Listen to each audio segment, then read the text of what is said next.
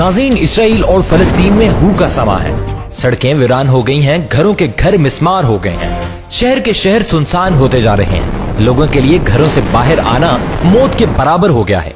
हर तरफ से रॉकेट्स बरसाए जा रहे हैं। एक तरफ इसराइल अपने दिफा में मिसाइल दाग रहा है तो दूसरी तरफ हमास और दीगर तंजीमें रॉकेट्स दाग रहे हैं। रात के वक्त अमूमन अंधेरा छाया होता है, लेकिन इन दिनों बमबारी की वजह से रात के वक्त भी रोशनियां उठ रही होती हैं।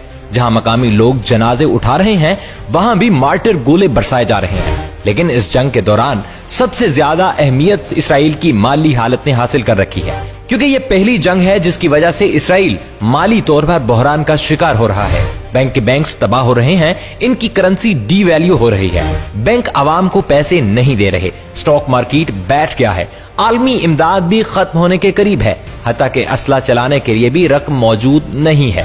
दूसरी तरफ गजा से हटकर भी इसराइल और फलस्तीनी शहरियों की झड़पें जारी हैं और अक़वाम मुत्तहिदा के मुताबिक हफ्ते से लेकर अब तक गरब उर्दन में इसराइली फोर्सेस से झड़पों के दौरान कम से कम 17 लोग शहीद हो चुके हैं। गरब उर्दन गजा से अलग इलाका है और इसका इंतजाम हमास के ज़ेरे कंट्रोल नहीं है। अक़वाम मुत्तहिदा का कहना है कि ज्यादातर अफराद सिक्योरिटी फोर्सेस के साथ झड़पों के नतीजे में जख्मी हुए हैं, लेकिन इसराइली आबादकारों के हमले के नतीजे में 23 अफराद जख्मी हुए हैं। गजा में रात भर शदीद हमले होते रहे हैं। गुज़िश्ता रात गजा के शहर के इलाके में ज्यादातर इमारतें तबाह हुई और बमों के जोरदार धमाकों से जमीन लरजती रही और आसमान पर धुएं और आग के बादल उठते रहे हैं। शहरियों की गलियों में इमारतें जमीन बोस हो चुकी हैं और पूरे का पूरा इलाका हमवार हो चुका है।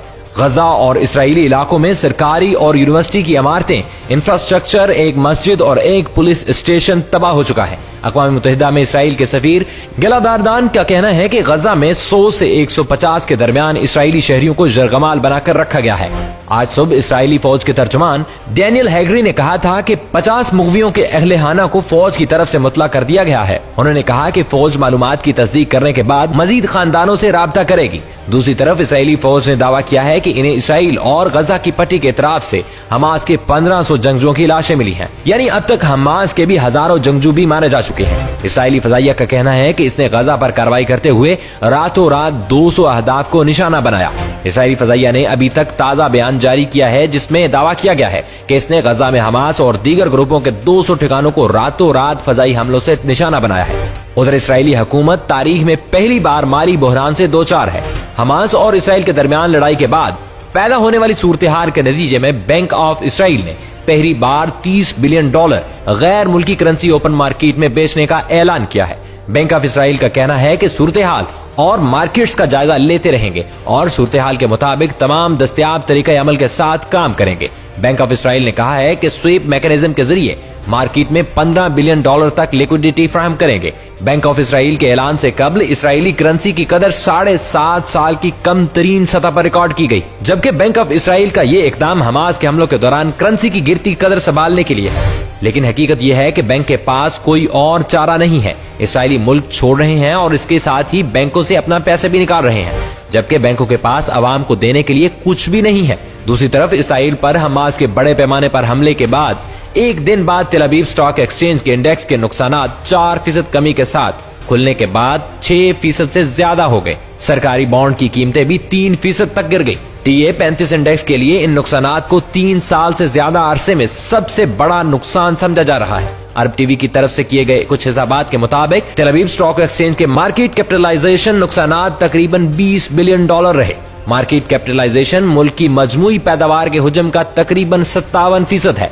इसराइल की मईशत 488 बिलियन तक पहुंच गई है, जो कि कम तरीन सतह बताई जा रही है। दोस्तों, जंग से होने वाले मुआशी नुकसान का फौरी अंदाजा लगाना मुश्किल है, लेकिन 2014 में गजा में हमास के आजादी पसंदों के साथ 50 रोजा जंग में 3.5 बिलियन शेकल या मजमूई GDP को 0.3% नुकसान पहुंचा था।